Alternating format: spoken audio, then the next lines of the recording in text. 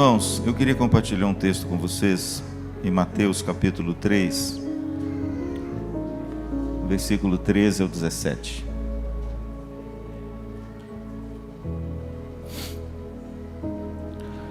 Mateus capítulo 3, versículo 13 ao 17. Você que tem sua Bíblia aí, abra comigo, por favor. E se você puder, fique com ela aberta. Diz assim a palavra de Deus: Por esse tempo dirigiu-se Jesus da Galiléia para o Jordão, a fim de que João o batizasse. Ele, porém, o dissuadia, dizendo: Eu é que preciso ser batizado por ti, e tu vens a mim? Mas Jesus lhe respondeu: Deixa por enquanto, porque assim nos convém cumprir toda a justiça. Então ele o admitiu.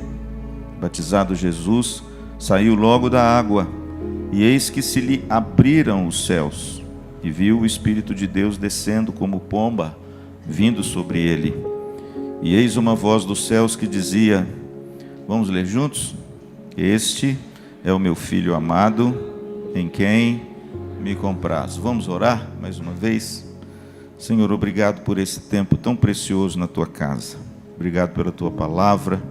Estamos aqui para adorar o Teu nome, bendizer o Senhor e receber do Senhor a Tua porção para enlevo e para crescimento espiritual. Fala comigo, fala com os meus irmãos nesse início de ano.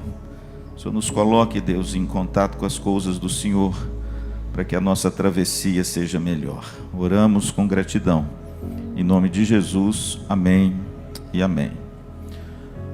Irmãos, o batismo de Jesus, ele marca um episódio muito especial no ministério de Jesus. O batismo de Jesus marca o início do ministério de Jesus. Alguns autores entendem que o início do ministério de Jesus foi quando ele foi tentado no deserto. Está aí no seu texto, Mateus capítulo 4. Mas na realidade, Jesus iniciou seu ministério público, terreno, através do seu batismo por João Batista. Então é o batismo de Jesus por João que marca o início do seu ministério. E entendo eu, irmãos, que o batismo de Jesus, por ser e por marcar o início do seu ministério, tem muito a nos ensinar a respeito dos nossos próprios inícios, né? E eu acho que esse texto é muito pertinente, porque ele tem ensinamentos preciosos sobre como é que nós devemos observar e cuidar dos nossos inícios. Pastor, o que nós precisamos atentar no início para que a nossa travessia seja mais fácil? É bom, irmãos, a gente sempre cuidar dos inícios, porque quando a gente cuida dos inícios, além da gente facilitar mais a nossa travessia, a gente, de certa forma, trabalha um pouco com os imprevistos pelo caminho. E, acima de tudo, quando a gente cuida dos inícios, a gente possibilita grandemente uma chegada feliz. O batismo de Jesus, ele tem alguns ensinamentos sobre o que eu e você precisamos cuidar nos inícios. Pastor, o que o batismo de Jesus nos ensina a cuidar nesse início de ano, ou de repente no empreendimento que você deseja iniciar esse ano, quem sabe? Quando a gente olha para esse texto, irmãos, a gente vê que, em primeiro lugar, nesse início de ano, nós devemos cuidar de confirmar o nosso chamado. Por favor, leia comigo, veja comigo o versículo 13 ao versículo 15. O texto diz assim: Por esse tempo dirigiu-se Jesus da Galiléia para o Jordão, a fim de que João o batizasse. E intencionalmente Jesus sai da Galiléia, de Nazaré, e vai para o rio Jordão para ser batizado por João. Versículo 14. Ele, porém, o dissuadia, dizendo: Eu é que preciso ser batizado por ti, e tu vens a mim? É claro que João Batista, quando viu Jesus, ele não compreendeu bem da razão do porquê que ele deveria batizar Jesus. Porque na realidade é Jesus quem deveria batizá-lo, porque João Batista sabia quem era Jesus. Lá no Evangelho de João, o texto diz que quando João viu Jesus, João disse: Eis o Cordeiro de Deus que tira o pecado do mundo. Mas o versículo de número 15, irmãos, tem algo aqui precioso demais. Olha o que Jesus replicou a João. Mas Jesus lhe respondeu: deixa por enquanto, porque assim nos convém cumprir toda a justiça. Então ele o admitiu. Veja, querido, que a priori João não compreendeu bem o que Jesus havia dito, porque João, ele sabia que ele era um pecador, mas Jesus não tinha pecado. E existe uma palavra aqui, irmãos, que faz toda a diferença. Versículo 15 diz assim: porque assim nos convém. Se você der uma olhadinha no texto de Lucas, capítulo 19, no encontro de Jesus com Zaqueu, preguei aqui semana passada. Quando Jesus olha para Zaqueu em cima daquele sicômoro, daquela árvore, que aquele pequenino Zaqueu subiu para ver Jesus, Jesus olhou para Zaqueu e disse assim: Zaqueu, desce depressa, porque me convém ficar na sua casa. É a mesma palavra aí no seu texto, no versículo 15. Jesus diz para João: olha, nos convém, diz ele, cumprir toda a justiça. Pastor, o que isso significa? Significa, irmãos, que o batismo de Jesus, na realidade, foi uma confirmação do chamado de Jesus.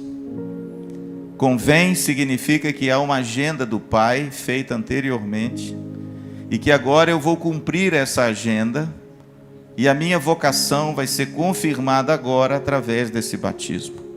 E o interessante é que o batismo de Jesus confirma a vocação de Jesus através de duas formas. Primeiro, a vocação de Jesus no batismo, o batismo identifica Jesus comigo e com você, que somos pecadores. Eu acho que João tinha toda a razão, porque quando João olha para Jesus, ele diz assim: olha, como eu vou te batizar? É você que tem que me batizar. Porque se você já leu a Bíblia, você vai ver que o batismo de João era o batismo para arrependimento. Agora eu te pergunto, Jesus ia se arrepender de quê? Jesus não tinha pecado. Jesus era o Cordeiro de Deus, puro e imaculado. João Batista deve ter ficado assim muito constrangido, porque se João recebeu a revelação de Deus de quem seria Jesus, o Cordeiro Santo de Deus, como esse homem viria a mim para ser batizado? Tem uma coisa errada aí, sou eu que preciso ser batizado por ele, porque eu sou um homem pecador. Mas o que João, irmãos, aqui não compreendeu, e não compreendeu mesmo, por isso é que ele disse o que disse, é que no batismo Jesus confirmou a sua vocação. Qual, pastor? De se identificar comigo e com você. Tem gente que acha que Jesus levou os nossos pecados apenas na cruz do Calvário. Isso não é verdade. Jesus começou a levar os nossos pecados, sabe aonde? No batismo. Porque no batismo ele se identificou com os pecadores. Na realidade, o batismo de João era para arrependimento, mas Jesus tomou sobre si os nossos pecados. E ali no batismo de João, isso que estava oculto e permaneceu ainda oculto, mas aos olhos de Cristo estava na hora de quê? Dele confirmar sua vocação. A segunda confirmação que aconteceu no batismo de João por Jesus é porque no livro do Velho Testamento, no Levíticos, diz que todo profeta e rei deveria ser ungido com 30 anos para início do seu ministério. E aí você começa a perceber por que Davi foi coroado rei aos 30 anos. Por que José foi governador do Egito aos 30 anos. Por que Jesus começou seu ministério com 30 anos. Mas Jesus precisava cumprir a lei, porque ele cumpriu toda a lei no nosso lugar. E ele precisava ser ungido também, porque isso estava escrito em Levítico. O batismo de Jesus confirmou também a sua unção como profeta, sacerdote e rei. Então, irmãos, veja que coisa gloriosa. No batismo de Jesus houve uma confirmação do seu chamado e da sua vocação pública diante de todos os homens. Interessante que, de certa feita, no início do seu ministério, a sua vocação foi confirmada. Por isso, olha, deixa eu te dizer uma coisa. Qualquer empreendimento, qualquer coisa que você for iniciar, ou até o início de um ano, vai aqui um ensino precioso da Bíblia. Veja se você confirme o seu chamado. Você foi chamado para quê? Será que eu estou desempenhando o chamado pelo qual Deus me chamou? Será que eu estou atentando para esse meu chamado de forma cuidadosa, para que eu possa trilhar o caminho pelo qual o Senhor Deus me chamou? Por isso, querido, nós precisamos muito olhar e cuidar da nossa vocação e do nosso chamado com muito carinho, porque é o seu chamado e a sua vocação que vão fazer você permanecer de pé e chegar no final quando as tempestades vierem. É só o senso, irmãos, da responsabilidade diante de Deus, daquilo que Ele nos chamou, que você vence as suas lutas e dificuldades. É através da confirmação do nosso chamado, do cuidado que nós temos em saber pela qual o que Cristo me chamou para fazer, é que você vai conseguir chegar ao final da sua jornada. A perseverança, ela acontece certamente quando você compreende o seu chamado e, a despeito de tudo e de todos, você caminha, você vence, você ultrapassa problemas, barreiras e lutas, porque você sabe quem te chamou. Talvez não exista na Bíblia nenhum homem que enfrentou tantas agruras ministeriais do que o apóstolo Paulo. A sua Bíblia tem 2 cartas aos crentes de Corinto, mas você sabe que Paulo escreveu 4. 2 se perderam e 2 estão na sua Bíblia. Se você já leu a 2ª carta de Paulo aos Coríntios, você vai ver que a 2ª carta de Paulo é uma defesa apaixonada do seu chamado. Pastor, por quê? Porque aquela igreja que Paulo evangelizou e permaneceu 1 ano e 6 meses, como diz Atos 18, onde ele fez um trabalho maravilhoso juntamente com Apolo, Priscila e Áquila. Aquela cidade, irmãos, tão corrompida, tão imoral, capital da província da Acaia, a 2ª cidade que o apóstolo Paulo mais permaneceu e mais devotou o seu amor ministerial foi Corinto. Foi a mesma igreja, irmãos, que o caluniou. Foi a mesma igreja que o traiu. Foi a mesma igreja, querido, que se infiltraram pessoas lá e duvidaram do ministério de Paulo. Chamaram Paulo de charlatão. Chamaram Paulo de mercenário. Leia 2 aos Coríntios que você vai ver. Ele fala lá, olha, eu não ando mercadejando a palavra de Deus. Por que ele escreve isso? Porque existia naquela igreja, irmãos, um grupo de pessoas que se levantou contra o apóstolo Paulo. Você imagina, um lugar que ele amou, um lugar que ele trabalhou, que ele labutou, que ele deu a sua vida. E de repente, irmãos, ele escreve essa carta apaixonada, defendendo o seu ministério e dizendo do amor que ele tinha aos coríntios, e que pessoas ali dentro desvirtuaram o seu caráter, a sua moral e o seu ministério. Paulo poderia muito bem, irmãos, ter desanimado da fé. Paulo poderia muito bem ter dito assim, quer saber, todo lugar que eu vou é só luta e perseguição e problema. Mas, irmãos, lá em 2 Coríntios capítulo 4, versículo 1, o apóstolo Paulo diz algo maravilhoso. Ele diz assim, olha, pelo que tendo este ministério, pela misericórdia de Deus, eu não desfaleço. Isso é muito bonito, irmãos. É muito bonito porque sabe o que manteve o apóstolo Paulo firme para ele continuar o seu ministério? A convicção do seu chamado. Deixa eu te fazer uma pergunta. Você tem a convicção de que Deus te chamou para aquilo que você está fazendo? Nós vivemos hoje, irmãos, uma sociedade descartável. Casamentos descartáveis. Amizades descartáveis. Trabalhos, às vezes, muitas vezes descartáveis. E às vezes até descartáveis ministerialmente na igreja. A pessoa começa, serve até bem, mas chega num determinado momento, ela abre mão. E o que é pior, não retorna mais. Em dias, irmãos, onde tudo é muito descartável, né? Onde não existe muita perseverança, muito tino para você iniciar uma coisa e concluir aquela coisa, essa palavra, irmãos, sobre confirmar nosso chamado é urgente para todos nós. Nós não podemos fazer parte de uma geração que descarta as coisas com facilidade. Se Deus te chamou para fazer algo, irmão, sabe o que diz Romanos? Os dons de Deus e a vocação são irrevogáveis. Não tem jeito, irmãos. Interessante que eu ouvi, num passado bem próximo, um determinado pastor que disse que ele estava pastor, mas ele não era pastor.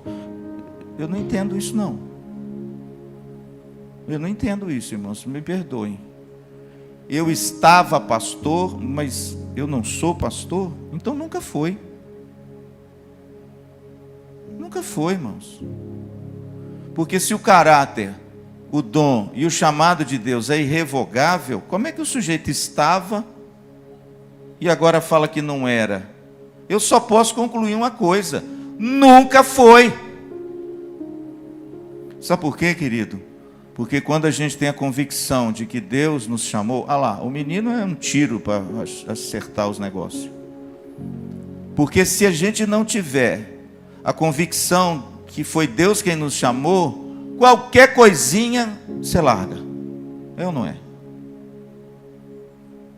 Qualquer coisinha você abandona. A Bíblia diz, irmãos, que quando Jesus foi batizado por João Batista, o batismo de Jesus confirmou o seu ministério. Foi ali que Jesus, no início do seu ministério, teve uma confirmação pública do seu chamado e da sua vocação. Tem um poeminha muito bonitinho, me permitem declamá-lo? Esse poema é da minha autoria. Eu não sou poeta não, mas de vez em quando eu escrevo umas coisinhas. Esse poeminha diz assim: quem você é? Tenha noção. De médico a sapateiro, de evangelista a engenheiro, de pastor a professor, por favor, confirme a sua vocação. O que Deus te chamou para fazer? Então, meu irmão, faça de todo o seu coração. Entenda que foi Deus que te chamou para fazer isso, e entenda que se foi Ele que chamou você para fazer isso, Ele vai ser poderoso para essa vocação sua nunca ser destituída do lugar que lhe é devido. Pastor, como é que eu sei se Deus me chamou alguma coisa para fazer? Como é que eu sei que essa é a minha vocação? Simples, não é difícil. O que você faz que te dá alegria? O que você faz que te dá prazer? O que você faz que você faria se mesmo não recebendo um tostão? O que você faz que alegra o seu coração e que você se sente realizado? Pensou? Certamente isso aí deve ser a sua vocação. E aqui eu não estou dizendo apenas vocação religiosa, para você ser um líder da igreja local, um pastor, um missionário, um obreiro. Eu estou dizendo em quaisquer áreas da sua vida, tudo aquilo, querido, que você tem o privilégio de trabalhar no que ama, certamente essa é a sua vocação. Então, olha, por favor, cuide dela. Trate dela. Porque o início, você cuidando daquilo que Deus te chamou para fazer, vai depender da sua travessia. Vai depender de você permanecer de pé quando as lutas e as intempéries bater a sua porta. Amém? Pastor, o que eu preciso cuidar no meu início? Ou nos começos da minha vida, ou nesse início de ano, né? Na alvorada desse novo ano. Versículo 16. Olha que coisa interessante que aconteceu agora. No final do versículo 15, o texto diz que então ele o admitiu, ou seja, João batizou Jesus. Mas eu já te digo de antemão que João não compreendeu o que ele fez e o que Jesus disse. Quando Jesus fala, convém cumprir toda a justiça, João ali não entendeu bem o que era. Mas o texto diz que ele o admitiu. E quando ele o admitiu, quando ele o batizou, ele estava tanto cumprindo a vontade de Deus como confirmando a vocação de Jesus, que a Trindade surgiu. Olha que coisa linda. Verso 16. Batizado Jesus, saiu logo da água. E eis que se lhe abriram os céus, e viu o Espírito de Deus descendo como pomba, vindo sobre ele. Veja, querido, que João, mesmo fazendo o que não entendia, ele fez conforme a vontade de Deus. E ele estava cumprindo um projeto eterno, de que o próprio Filho de Deus, num tempo oportuno, aparecesse nesse mundo e fosse o nosso Redentor e o nosso Salvador. Mas um detalhe nesse texto faz toda a diferença. A Bíblia diz que logo que Jesus saiu da água, acontece um fenômeno aqui. A Bíblia diz que os céus se abriram. E tem um detalhe no texto que eu não sei se você já observou, mas o texto diz que Jesus viu o Espírito de Deus descendo sobre ele.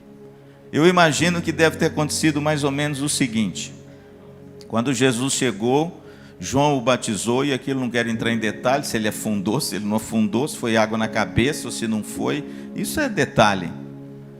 Mas o que aconteceu é que quando Jesus chega e é batizado por João, Jesus então olhou para o céu, porque o texto diz que ele viu o Espírito descendo.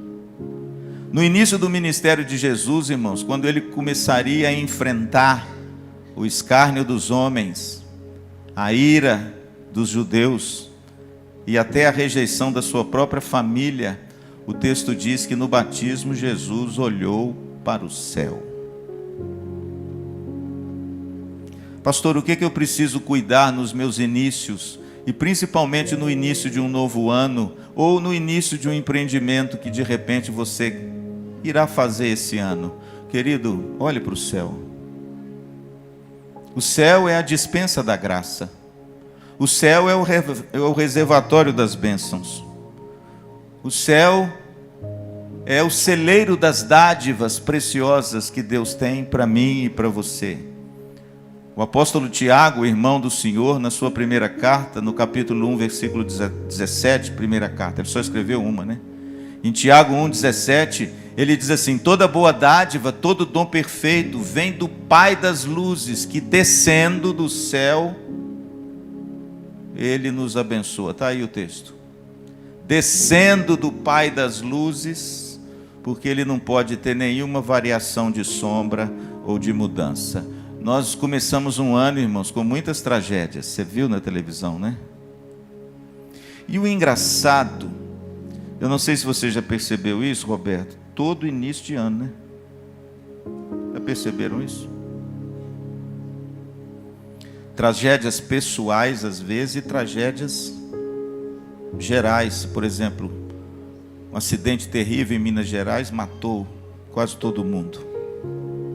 Agora nós vimos esse incêndio criminoso na Califórnia, que mais de 40 pessoas morreram e milhares de milhares tiveram todas as suas residências e tudo que tinham queimados pelo fogo, inclusive grandes artistas de Hollywood, né? O bairro chegou até a mansão dos artistas e, por exemplo, queimou por inteiro a casa daquele grande ator que eu sou fã dele, do Anthony Hopkins. Perdeu tudo que tinha. Parece, querido, que esse mundo caído segue uma esteira de todo início de ano.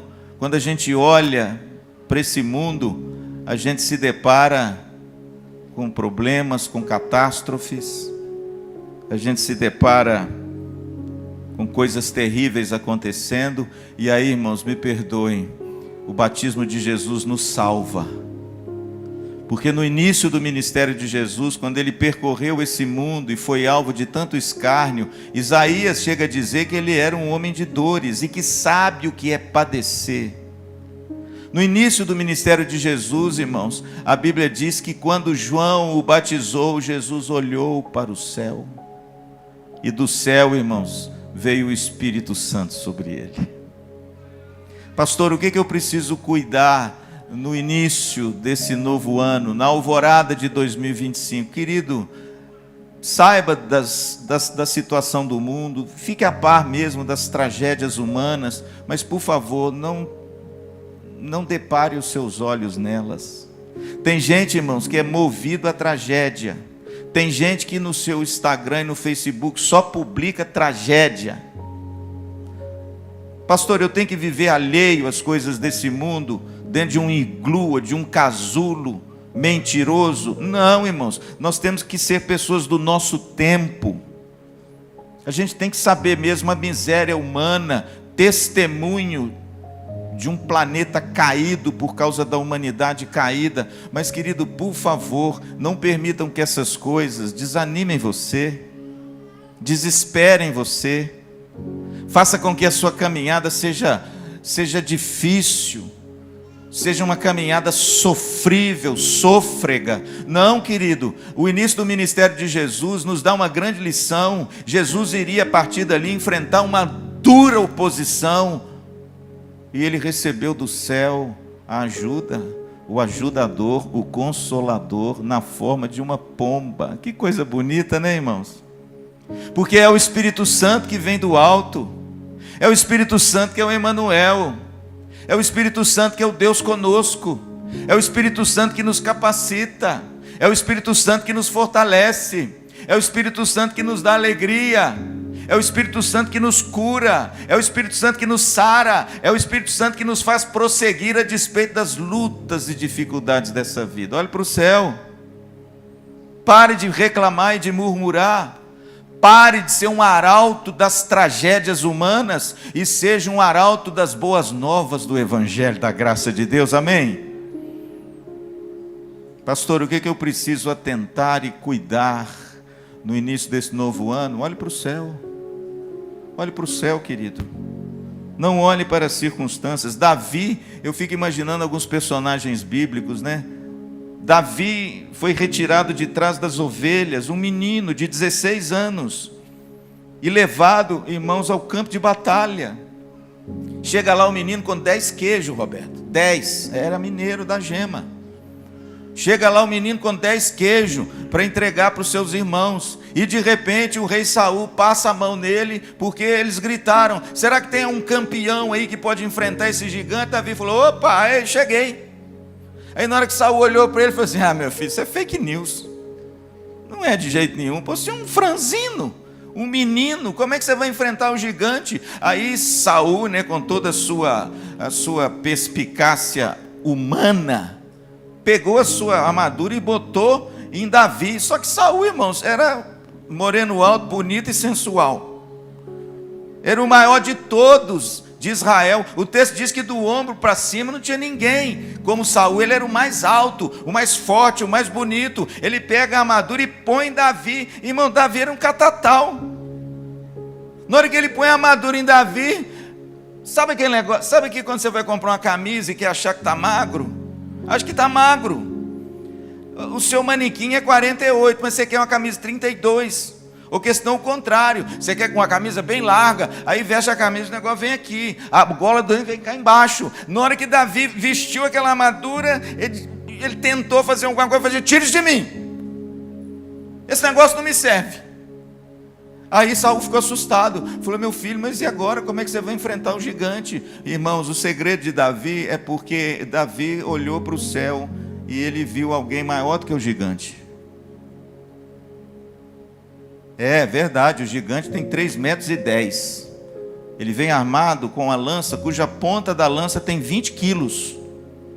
Ele vem com a couraça e com o escudo na frente, que só o escudo dele deve ter 35 quilos. Ele é um guerreiro aprovado e o maior guerreiro dos filisteus. A Bíblia diz que quando Davi chegou no campo de batalha, ele pegou a sua tiradeira e 5 pedrinhas. E quando ele olha para o gigante, irmãos, ele diz assim: você vem contra mim armado com escudo e lança, eu porém vou contra ti em nome do Senhor dos Exércitos. Pastor, o que Davi fez? Davi olhou para o céu. O céu é a fonte, o céu é a despensa, o céu é o poder de Deus derramado sobre nós, para você enfrentar as agruras desse novo ano. E não só enfrentar e vencer. O texto diz que Davi, quando o gigante veio para o lado dele, desdenhando de Davi, ele rodou a sua funda e ele não precisou nem dar 5. A primeira já cravou na testa do gigante e o gigante no chão. Aí Davi chegou ao pé do gigante. Ele era pequeno, mas não era bobo. Ele pegou a espada de Golias, que devia pesar assim uns 15 quilos. Ele levantou aquela espada com aquela dificuldade e cortou o pescoço de Golias, pegou a cabeça dele e falou assim: está aí, seu campeão.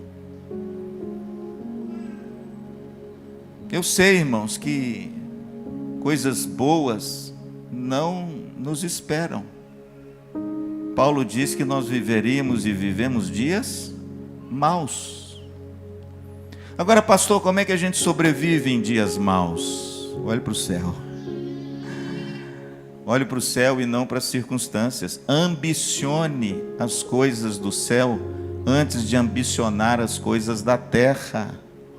Porque tem muita gente, irmãos, que está ambicionando demais as coisas desse mundo.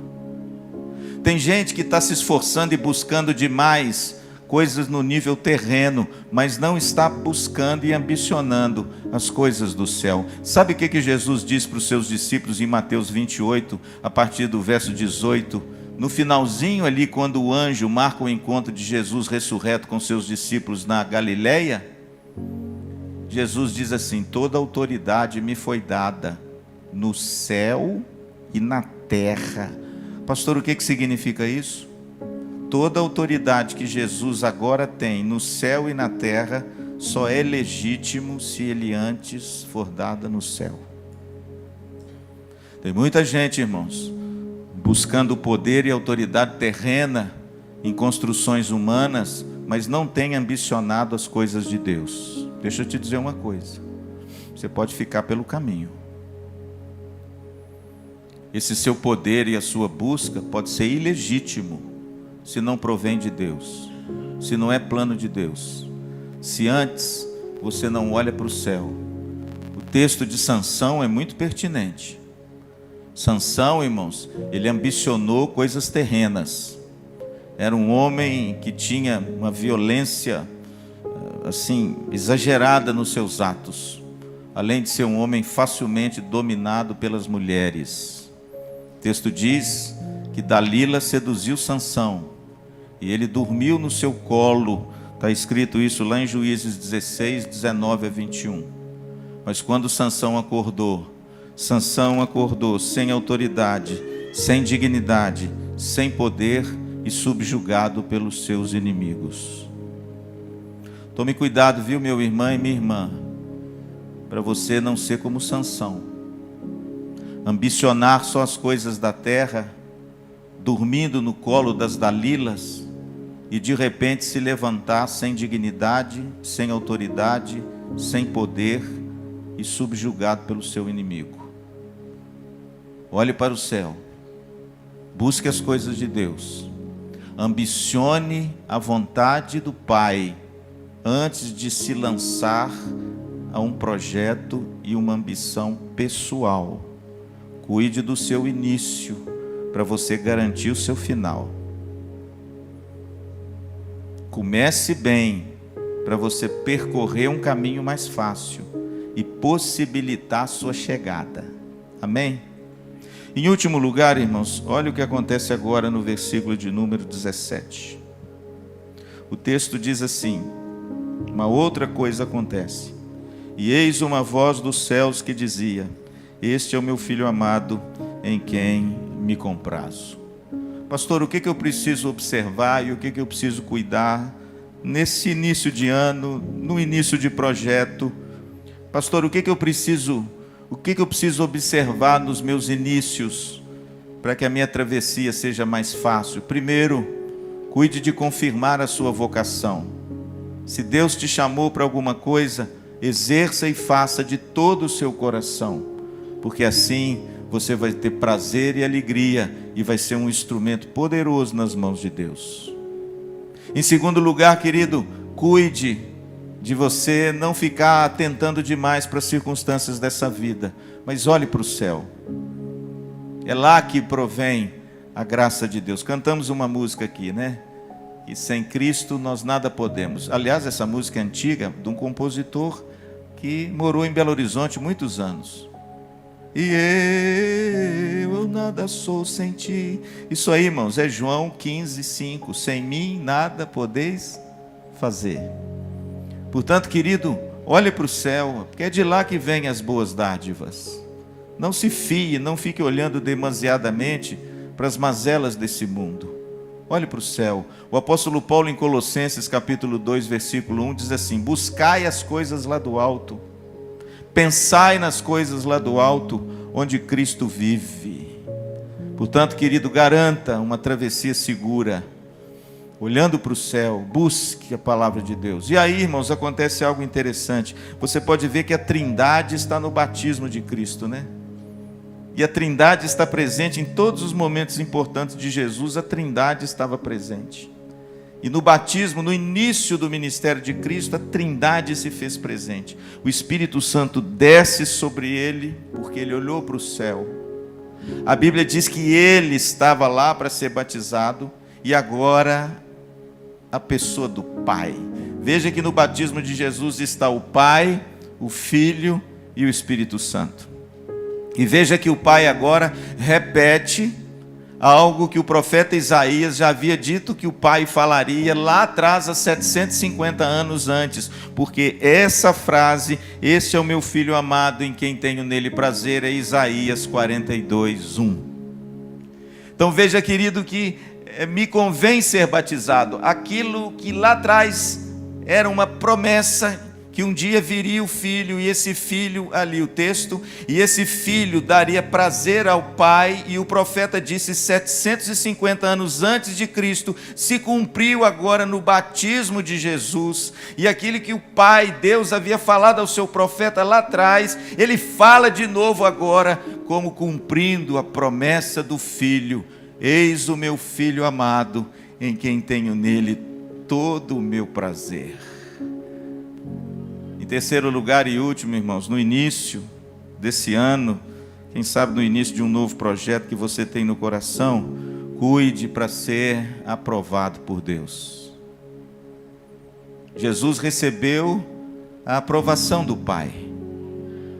Jesus, diante de todos, uma voz audível, e ele recebeu essa aprovação gloriosa. "Eis o meu Filho amado, em quem tenho nele todo o meu prazer." Jesus recebeu a aprovação do Pai no seu batismo. Ele iniciou seu ministério terreno debaixo dos auspícios da aprovação e da alegria do seu Pai, cumprindo assim a promessa feita tantos anos atrás. Jesus é o deleite do Pai. Que coisa bonita. Interessante, irmãos, que assim também de certa feita é preciso acontecer comigo e com você em todos os inícios. Sabe por quê? Porque se a gente começa mal, é um sinal de que pode terminar muito pior. Pela graça de Deus, ele pode entrar no meio e resolver muita coisa. Mas aqui, o que cabe a nós como responsabilidade cristã, cabe a nós fazermos. Assim também, de certa feita, precisa acontecer conosco. Qualquer início, qualquer projeto, qualquer coisa que nós tendemos a iniciar, ou seja um ano novo, ou seja um projeto novo, querido, não busque antes a aprovação dos homens. Busque a aprovação de Deus. Interessante que ser usado por Deus é uma bênção, não é? Jesus foi muito usado, né? O texto diz por 2 vezes em Mateus 4 e Mateus 9, que Jesus andava pelas vilas e povoados, ensinando, pregando e curando, porque ele via as pessoas como ovelhas que não têm pastor. Aonde Jesus ia, o texto diz que ele ia no poder do Espírito Santo. E ele, irmãos, foi um homem que andou por toda parte, Atos 2, fazendo o bem. Se há alguém que foi usado por Deus nesse mundo, foi o Filho de Deus encarnado na pessoa de Jesus Cristo. Jesus, irmãos, foi muito usado por Deus.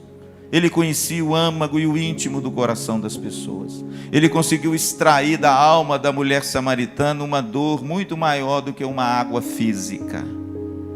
Ele é quem revelava o coração do homem, e o homem se descortinava diante da palavra de Cristo. Mas deixa eu te dizer uma coisa, irmão, ser usado por Deus é maravilhoso, mas o mais importante é você ser aprovado por Ele. Cuidado para você não trocar as coisas. Cuidado para você não querer ser usado por Deus sem ser aprovado por Deus. Pastor, por que o senhor está dizendo isso? Porque Deus usa quem Ele quer, não é? Deus usou uma mula para trazer à lucidez o pseudo-profeta Balaão, né?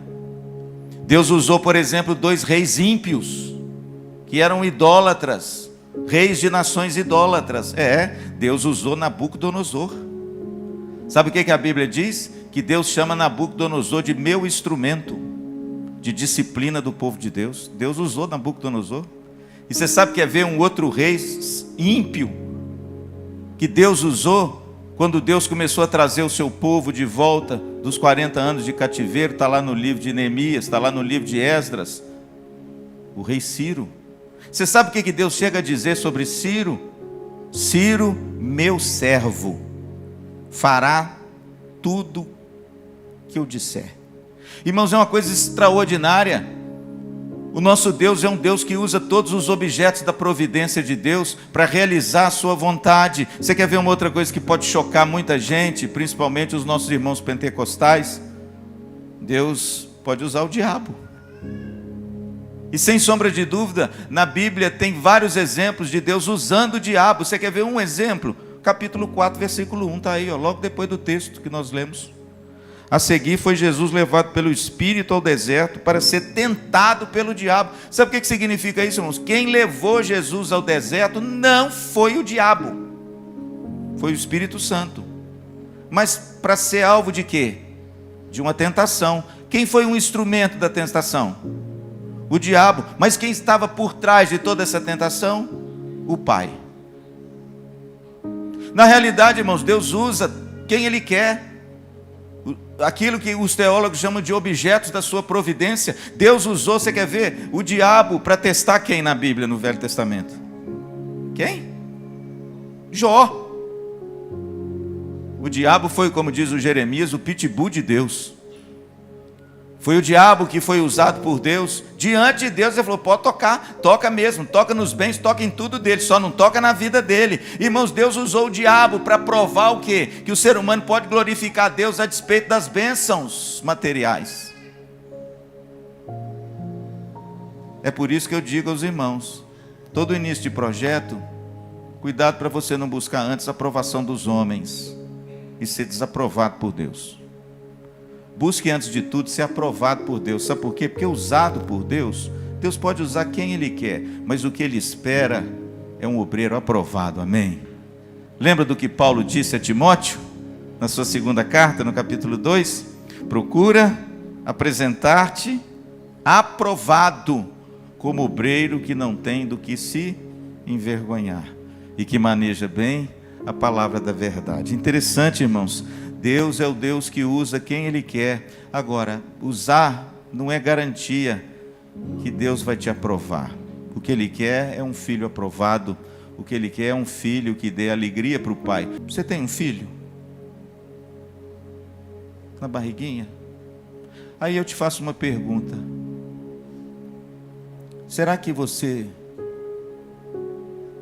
se sentiria feliz se esse filho te desse alegria? Aliás, irmãos, não tem realização maior do que o filho alegrar o pai. Você vai começar um projeto? Você vai iniciar um novo ano? Lembre-se que você é filho e tem um pai. Alegre o coração dele. Busque a aprovação dele. Seja você uma fonte de alegria para o seu pai, não de dor, não de tristeza, não de vexame. Porque todas as vezes, irmãos, que nós nos desvencilhamos dos seus braços e laços de amor, nós expomos o nosso Senhor Jesus ao vitupério e ao vexame. Não busque, a priori, ser o cara da vez. Não busque a priori ser aplaudido pelos seus pares. Veja a minha empresa, veja o meu escritório, veja a minha conta bancária. Antes, seja aprovado por Deus. Passe um crivo na sua vida e veja se há algo que tem entristecido o seu pai. E quem sabe em 2025 você possa receber do seu pai a chancela que Jesus recebeu. Olha, esse é o meu filho amado, Ele tem me dado tanta alegria. Meus amados, estamos nos inícios do ano, né? Então vai um ensino precioso da palavra de Deus. Pastor, o que eu devo cuidar nos inícios, principalmente no início do ano? Cuide de confirmar o seu chamado. Cuide de tratar bem dele. Cuide de descobrir a que Deus o chamou e faça de todo o seu coração. Seja você engenheiro, pastor, sapateiro, empresário, mas entenda que foi Deus que te chamou para fazer o que você faz. Então faça de todo o seu coração, e você vai vencer. Segundo, cuidado para a gente não ficar aprisionado pelas lutas, agruras e tragédias dessa vida. Olhe para o céu, olhe para cima, pensa nas coisas do alto, e certamente você receberá o poder do Espírito Santo para perseverar. Amém? E em último lugar, dê um sorriso no rosto do seu pai. Busque a aprovação de Deus. Busque ser aprovado mais do que ser usado. Porque, irmão, ser usado, Deus usa quem Ele quer, mas aprovado, só aquele que Ele escolhe e deposita em nós o Filho amado e bendito. O Salmo 2 tem um negócio bonito no meio dele, é um salmo messiânico, né? Fala sobre os reis da terra que se rebelaram contra o Filho, contra Jesus, um salmo lá atrás escrito por Davi.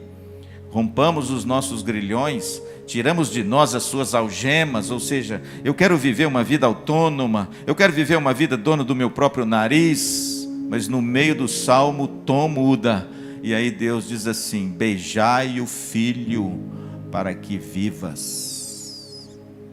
Pastor, como é que nós somos aprovados por Deus? Beije o Filho. Tenha Jesus Cristo como Senhor e Salvador da sua vida. Seja um discípulo de Cristo. Tenha um relacionamento com Cristo. Siga da melhor forma possível a palavra de Deus. Busque ser aprovado pelo Pai, porque você beijou o Filho. Tenha um relacionamento com Cristo pessoal, seja Ele o Senhor da sua casa, o Senhor da sua vida, o Senhor dos seus negócios, o Senhor do seu casamento, o Senhor da educação dos seus filhos, o Senhor do seu lazer, o Senhor do seu pensamento. Aí você vai beijar o Filho, e aí você vai ter a aprovação do Pai. Em Cristo Jesus nós seremos aprovados. Amém? Portanto, meu amado, um feliz 2025. Mas cuide dos seus inícios. Cuide muito bem como é que você está começando esse ano. Sabe por quê? Eu quero chegar no final dele debaixo da bênção de Deus. Amém? Eu quero concluir a minha travessia de mais um ano.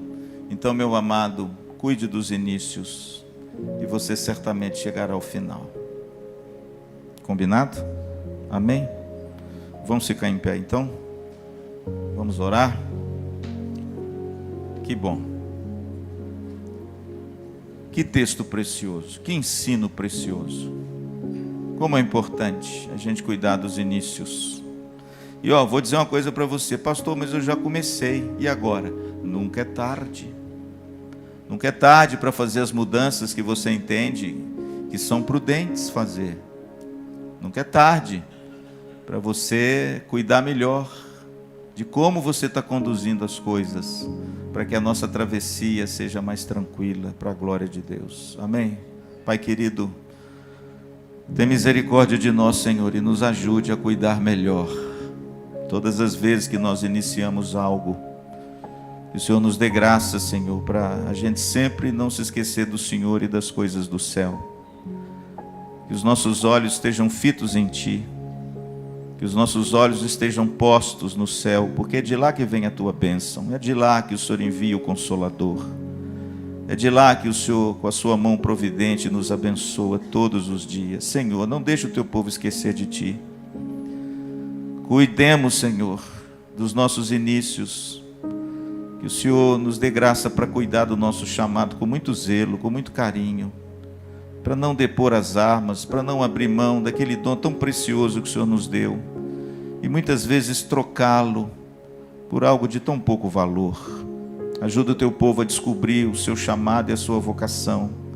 E que o Senhor dê a cada um de nós a graça de podermos fazê-lo, para a glória do Senhor e para a nossa alegria. E por fim, Senhor, queremos te dar alegria nesse ano. Queremos receber a aprovação do Senhor, porque se aprovados, certamente nós seremos provados e cada vez mais capacitados para sermos agentes do teu reino nessa terra. Portanto, Senhor, queremos alegrar o Senhor nesse ano. Queremos que o Senhor fique alegre conosco. E assim certamente chegaremos ao fim. Muito obrigado, Pai, por essa palavra. Abençoa os meus irmãos.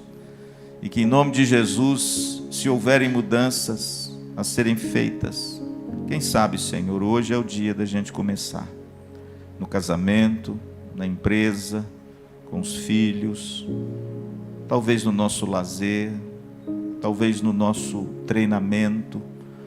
Que essas mudanças possam ser realizadas, Senhor, para a glória do teu nome e para a nossa paz.